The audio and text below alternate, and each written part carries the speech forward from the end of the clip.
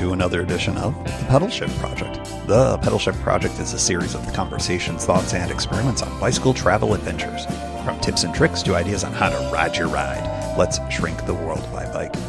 Show notes and more are available at pedalshift.net, and you can email the show at pedalshift@pedalshift.net or text me at 202-930-1109, and check Pedal Shift out on all the socials as well. Hello, everybody, and welcome to the 437th edition of the Pedal Shift Project. My name's Tim Mooney. Thanks so much for joining. On this edition, the C&O has been a recurring spine for this show for years. From early episodes with the zeros in front to bigger runs like the DC to Cincinnati ride, the C&O Slow. You've listened to a lot of these. The show is now, as we have discussed, pointing to Seattle. We are right-sizing our bikes, and I've got a new base camp, but I have my final week here in West Virginia, and I have one more ride on the C&O, and one more ride on the Green Goblin, a special bike that I pedaled all over the country. So on this edition, it's a goodbye to the C&O for now.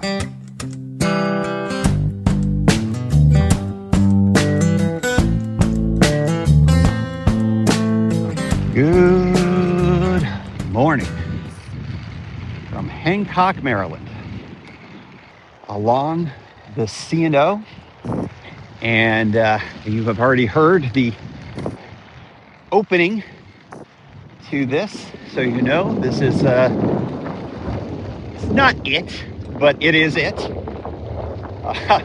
And of course, it is a cold spring day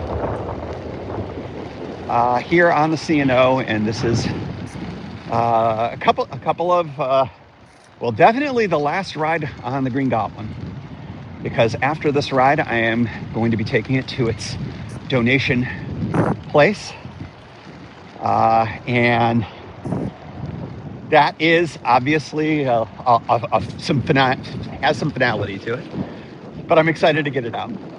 But I'm also on the C&O for, I don't think the last time, but certainly the last time in this era.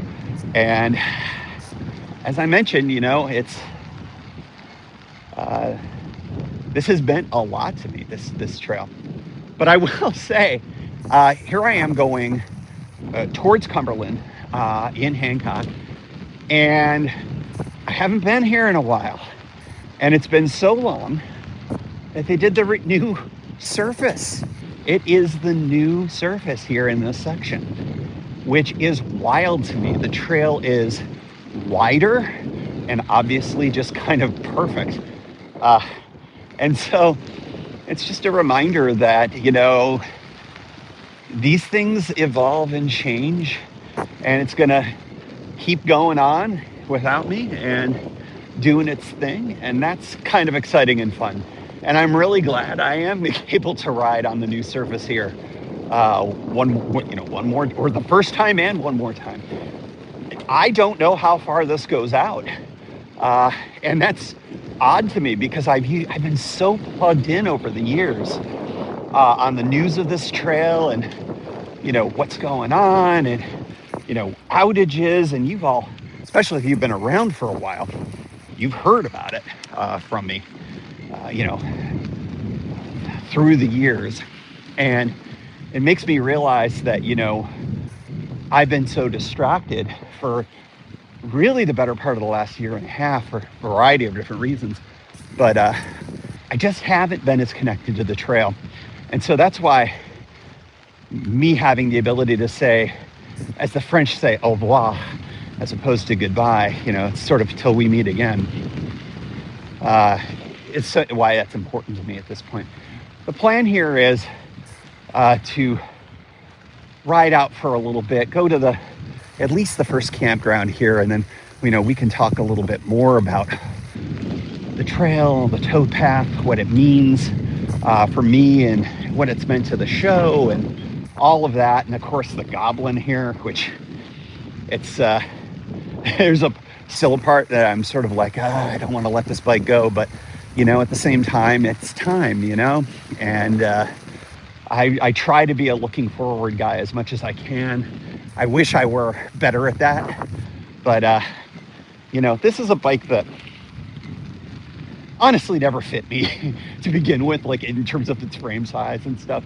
But it is funny how it does fit like a glove despite not fitting, if that makes sense. So in any event, we're just going to ride for a bit, and I'm going to do that without bringing you along for that portion, just because we're on the bad audio at this point, and I prefer to kind of have the good audio.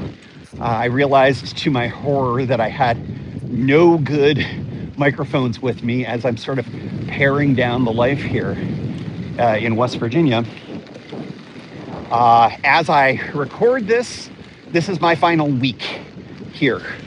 I'm going to be putting the cabin on the market, and maybe even by the time you hear this, it won't be up, but it's happening soon, and just a whole variety of lasts are happening this week as I shift out to the west for good.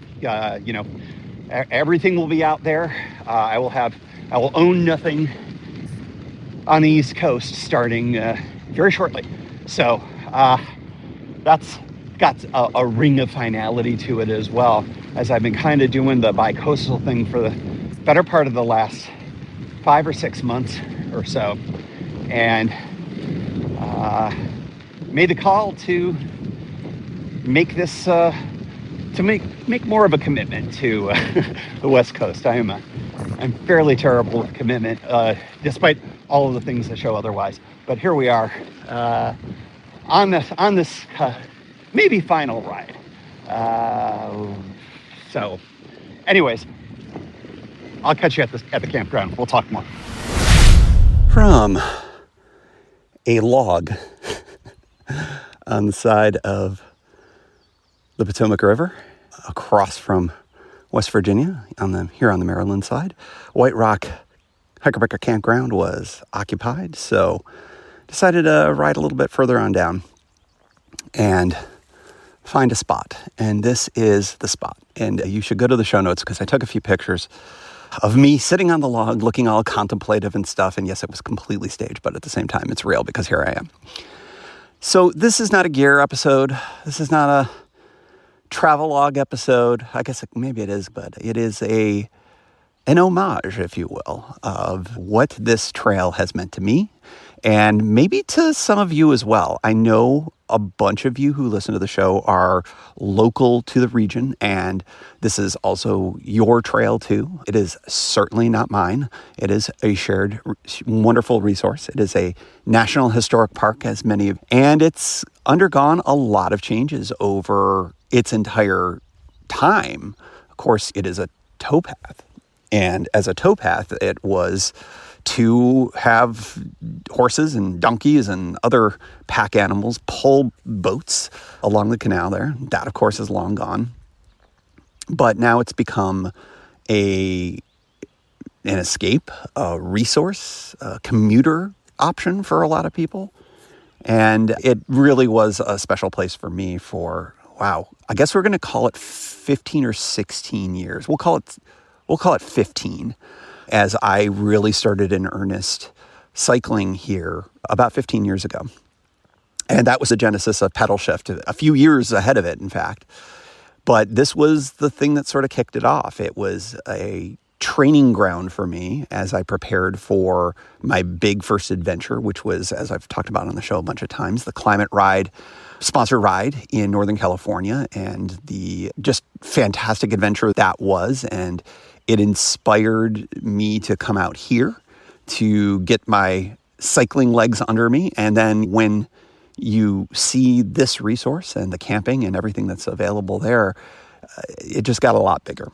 And that influence is very much the reason why I'm talking to you today, and have been talking to you today for the better part of 12 years, and weekly for close to 10, I think, if not more. So in any event, here we are, and it's a cold and gray day, and it's just perfect for riding. It's my kind of riding day. My hands are a little cold. I suppose I could have had gloves, but those are all in Seattle right now. So I thought I would talk a little bit more about The trail, the towpath, the bike, all of the things here on this wistful little episode here. One thought about the trail is it is not glamorous. It might be getting a little more glamorous. This new surface is going to, I think, convince a lot of the C&O haters that it's actually the one. There's a lot of kind of Gap versus C&O stuff, and people are like, oh, it's the Gap. The Great Allegheny Passage is the better trail. But as this new surface expands and expands, I do think that the C&O's other qualities might end up overtaking it in popularity for others. But no, I often said that this is a trail that hates you. You may love it, but it hates you back sometimes. It loves you back a lot, but it does hate you from time to time. And some of that is going away with this new surface, but that's okay because I fought it for a while because I think I was a little too precious about it being a national historic park, and the historic nature of the towpath meant something. But I also realized that the historic nature of it was long gone, and we do want things to evolve. And so I've grown to embrace the new surface, and frankly, it's just a lot easier to ride on. It's especially, I can't even tell you how many times I've rattled a kidney on this section, and now that it's nice and flat and perfect, there's nothing wrong with that at all.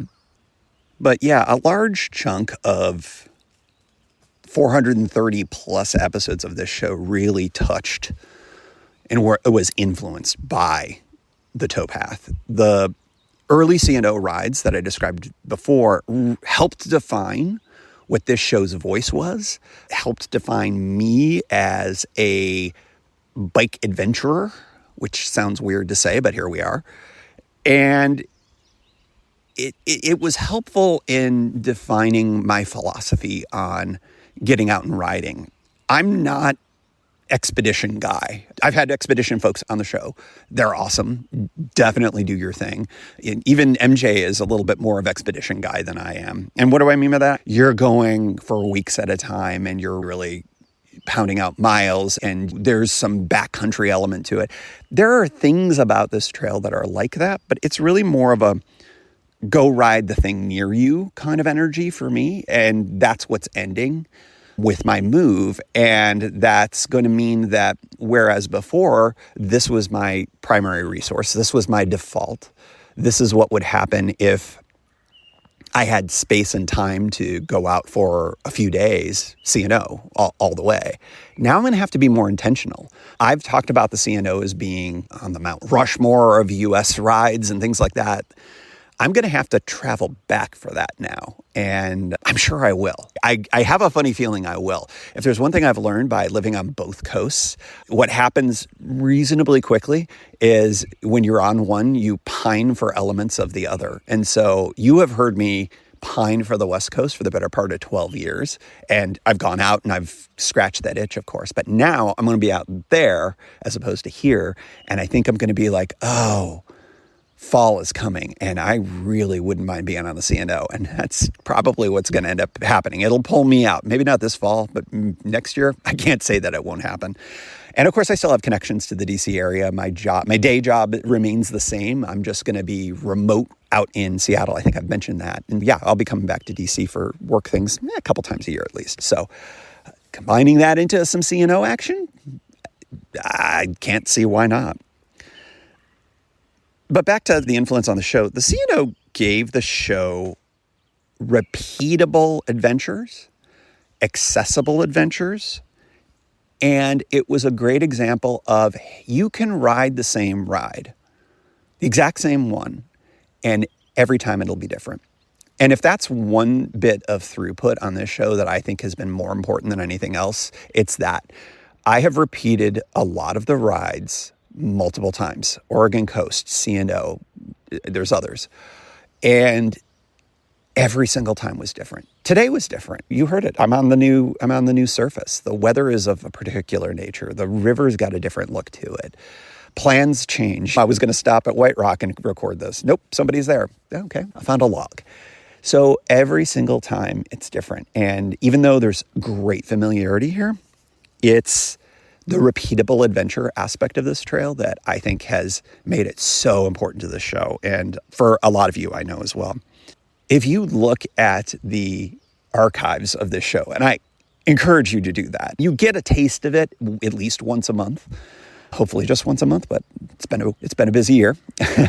You can look at the grit and the mud of this trail as the underlying sediment of the entire pedal shift project. It's a part of it, and it always will be. I may not be coming here as much anymore, but this is the trail that really laid the groundwork for this show. And that's why I had to come here at least one more time and record it here. I had to.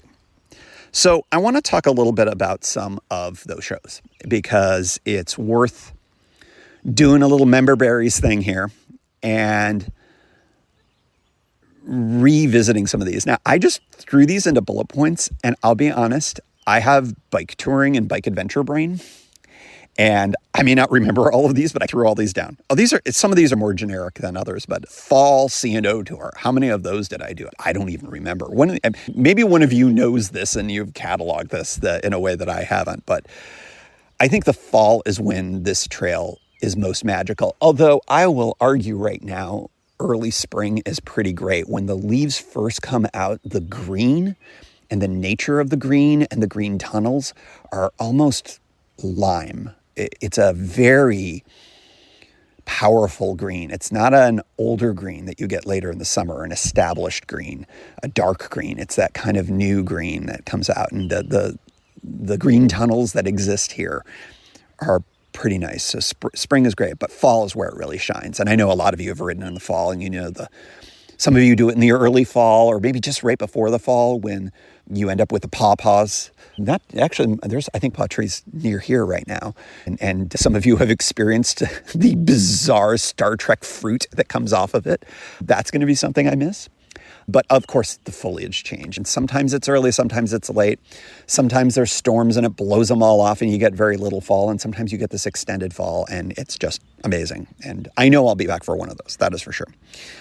Talking about when this trail hates you back, when it gets wet and all of that, and the gear that you've got to deal with. I've talked about that so much on this show, and the need for fenders and how important that was, and then knowing you need a little stick to clear out the clay that gets in there and between your tires and your fenders and all of that. I can't even imagine how much time I've spent clearing out fenders on this freaking trail. It happens. I've done some Thanksgiving rides on this. And in fact, I've repeated the Thanksgiving episode more than once as a best of, and on Thanksgiving itself too, just giving thanks for bicycle touring and bicycle adventuring. And you can broaden that all out. You could say this is a Thanksgiving episode of sorts, if you will. Of course, the one that I think of maybe most fondly because it was a really great 3 days on this, and it was just the beginning.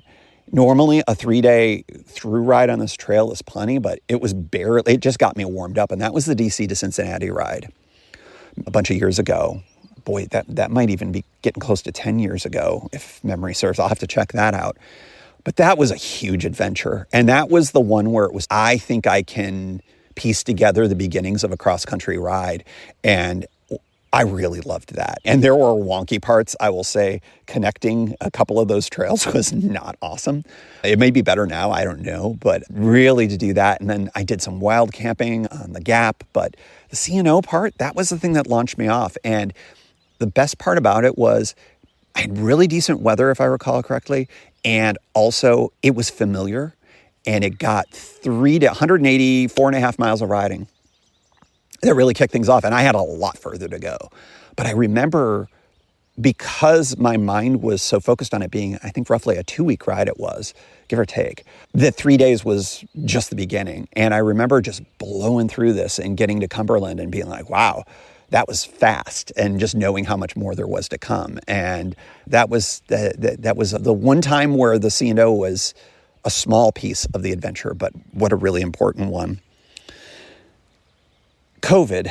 I can't forget COVID. We've memory hold COVID like we do with so many historic pandemics. We did it with the influenza pandemic back in the early 20th century. You can look it up. I'm a nerd. I love these things. Anyways, COVID was really interesting. I was at the cabin a lot during that period. And of course, did the social distancing ride on here. And I think that it was a real help. And I don't know if this podcast was helpful for a lot of folks to encourage you to get out on your bike. We knew so little, and we were making decisions that in retrospect, of course, weren't as necessary, masking up outside and a few other things, but we didn't know. And so it was like better safe than sorry, which has always been my point of view about it. I don't look back on it as a mistake. I look back on it as we made the decisions we made in the right way that we could with the info that we had. But that was a really important ride, and I think very fondly of that thing. I'm so grateful that the C&O was here, but I also, some of the crazy things that we were thinking, crazy in retrospect, but not maybe at the time, that all of the bathrooms were zip-tied shut, and everybody was asked to wear masks outside and stuff like that. And of course, we learned more about the coronavirus later, but that was an interesting time. Yeah, COVID, interesting times. Also integrating in the western part of this trail, which, was the cabin location. I look at the towpath in two different parts. There's sort of the DC side, and then there's the cabin side. And this is a side that I don't know which side I started from more. There's also the eternal question of which direction do you start if you're doing a full Capco trip. And I've always been, hey, I like DC to DC to Pittsburgh, which tends not to be the way most people go. But in any event, the western part of the trails have been really important. And of course, you can do a loop when you include the Western Maryland Rail Trail as well. And I've done that a lot. Filling in the blanks tour, I don't even remember. I don't even remember what the C&O component was to that. I just remember there was a thing. I think I was missing a segment that year back when I was trying to do a through ride every single year. There's the guide to the C&O, and I was just thinking about that as I was riding here. What am I going to do about that? I think I'll leave it up. And obviously it's not going to be updated, but frankly, I haven't updated it in a couple of years anyways. I don't have all the information now, and maybe I should retire it in some ways, but I do that it exists. Email me if you have a thought on all of that. But the guide exists, and the one thing that actually was the really big piece, and it's a project that I intended to refresh, but it's just not going to happen now, and maybe never will, is to get a video of every single one of the hiker-biker campgrounds here. And they're old, and they're in low-res video compared to what we've got today. And I kept promising every year, I'm going to redo those. But those are actually really popular on YouTube. They're of all the minimal videos that I've got, they get consistent eyeballs. And so, yeah, that's going to have to be somebody else, I have a funny feeling. So if you want to do it, please go ahead. God, I have a bunch of these written down. Late start on the C&O. I don't remember that one. Return to the C&O. I don't remember that one. I remember pieces of all of these things, but not specifically.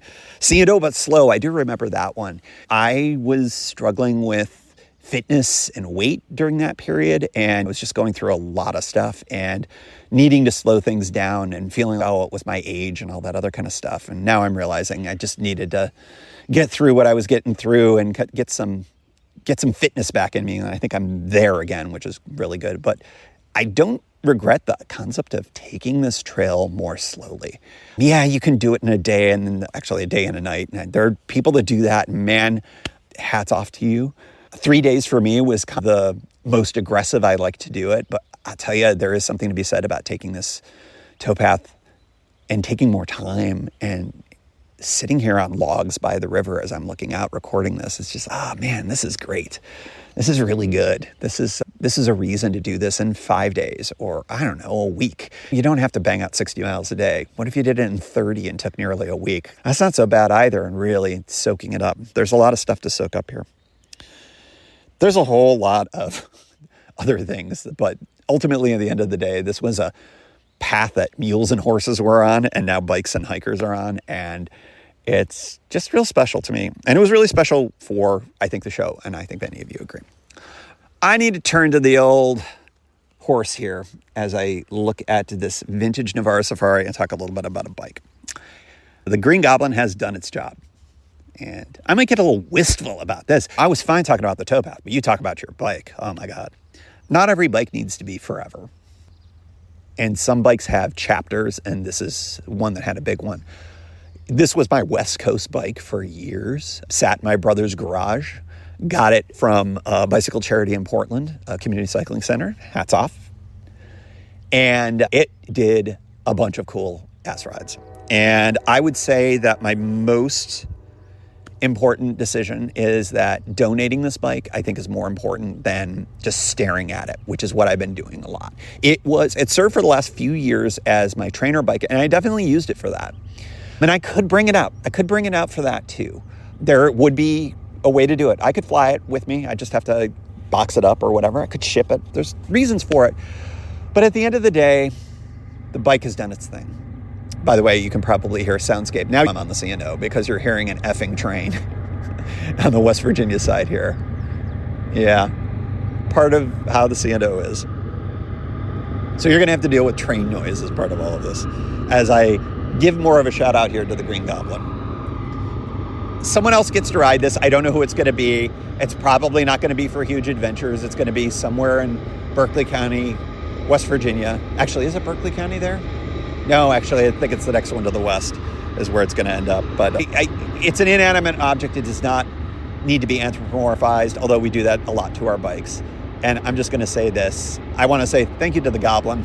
Years of adventure and service, but it's time to say goodbye. And someone else is going to get to handle it. And I don't know. I think that's all I have to say about that. It's remarkable how easy it is to ride and how much more fun it is to ride physically than my e-bike. I wish I could put the e-bike components on this, but I can't because just the nature of it just doesn't physically work. Plus, it's the wrong size, as I keep saying. This is not the right bike for me, ultimately.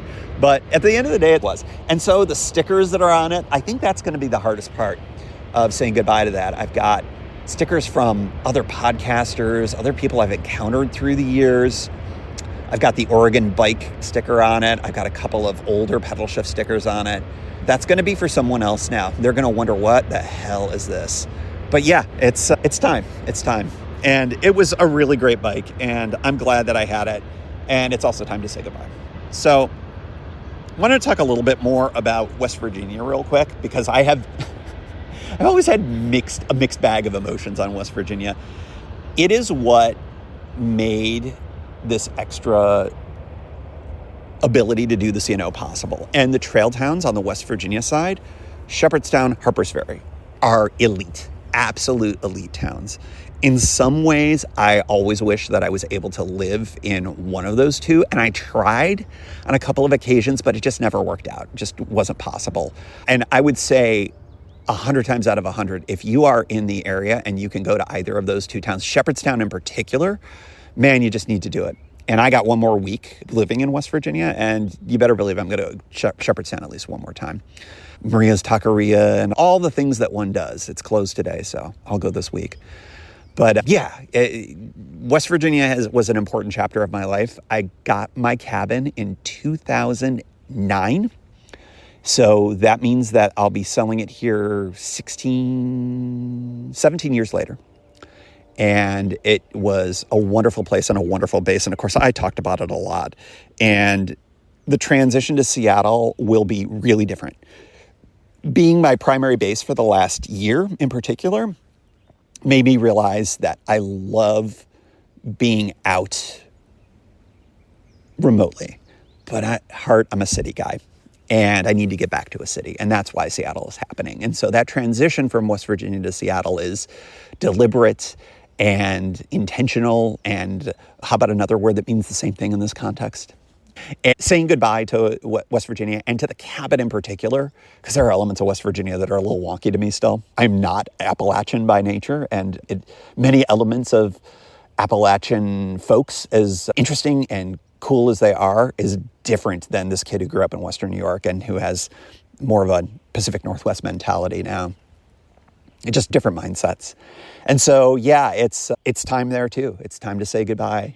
And I'm sure I'll be back in some way, shape, or form, but certainly not in the same way as I have been out here. And it was so important in so many parts of my life over the last 16, 17 years.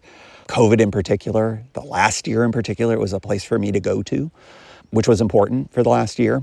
And for that, I'll never forget that element of it. There are times in your life when you close chapters, and this is one of them. And so I have wonderful feelings about that.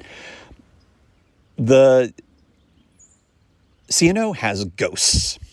and it has locks, and it has mud, and it has history. And so does my cabin in a lot of ways. And I'm going to be having adventures.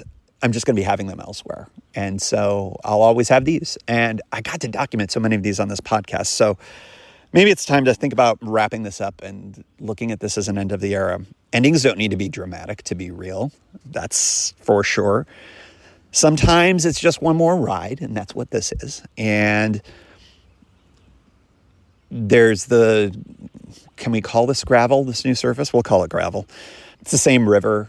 Every ride's just got a different meaning, and it's been there for me, as I've said, for a while here. Leaving here does not mean that I'm erasing this at all. It's always there. And if there's one thing I will say about this show and this podcast is I'm so grateful that I get to go back and listen to all of those adventures. I've already told you I've forgotten a bunch of them. I need to re-listen to this and hear them fresh again. And you can too. It's all there for you. So I'm hoping that this is preserving and not erasing. And this ride is the bookmark. And I've used the term wistful. Is there grief? I don't know. Maybe. Who knows? There's a lot of gratitude though. And it's fun. I did not intend I thought this was going to be in a campground, which is where I spent so much time. But I'm actually glad that I'm here on this crazy log looking out at this river doing this. This is better. It's more appropriate. So what has the C&O taught me here? Close to home adventure counts. It's important. You should do it. Familiar routes can and will always surprise you. Bad surfaces make for good stories. Oh my God. Slowness is not failure. Slowness is sometimes a feature, not a bug. Repetition deepens a place. I can't tell you how much that this place means to me because of that. You don't need perfection. You don't need perfect conditions, but it helps. And all you need is enough starting points and hopefully some snacks. And don't forget your water, because this trail sometimes doesn't have water. You need your water. This sounds like a final episode. It's not. There's more stuff to come, as you all know. There's Seattle adventures, West Coast adventures, Pacific Northwest adventures to come.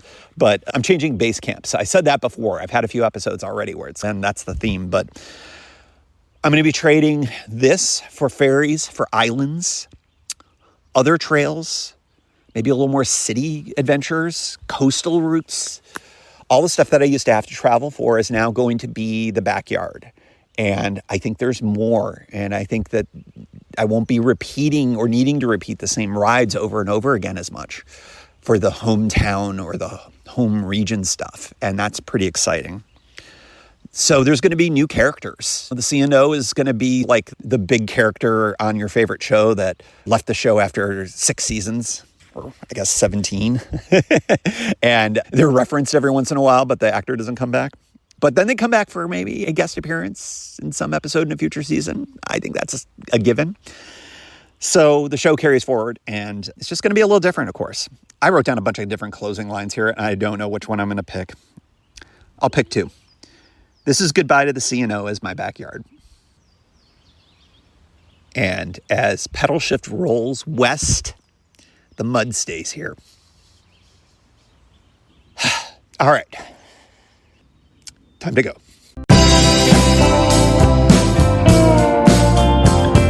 Thank you for joining. You can find Pedal Shift at pedalshift.net for more great bicycle touring content. You can hear the Pedal Shift project through Apple Podcasts or your favorite podcast app. Opening music courtesy of Jason Kent off his self-titled album. The track is called America. Check out his band Sunfield's latest release, Mono Mono, wherever cool music is available.